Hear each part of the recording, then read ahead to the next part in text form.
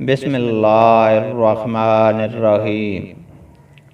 آپ صلی اللہ علیہ وآلہ وسلم پر وحی کیسے نازل ہوتی ہے؟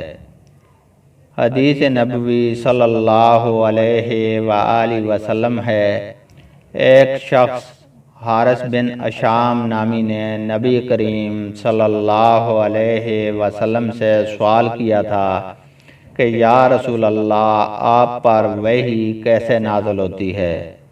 آپ صلی اللہ علیہ وسلم نے فرمایا کہ وحی نازل ہوتے وقت کبھی مجھ کو گھنٹی کی سی آواز محسوس ہوتی ہے، اور وحی کی یہ کیفیت مجھ پر بہت شاق گزرتی ہے۔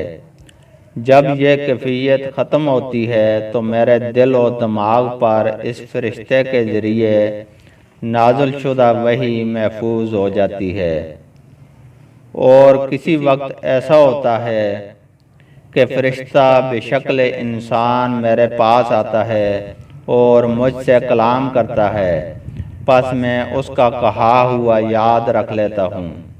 عائشہ رضی اللہ عنہما کا بیان ہے کہ میں نے سخت کڑاکے کی سردی میں نبی کریم صلی اللہ علیہ وآلہ وسلم کو دیکھا کہ آپ صلی اللہ علیہ وسلم پر وحی نازل ہوئی، اور جب اس کا سلسلہ موقوف ہوا تو آپ صلی اللہ علیہ وسلم کی پیشانی پسینہ سے شرابور تھی۔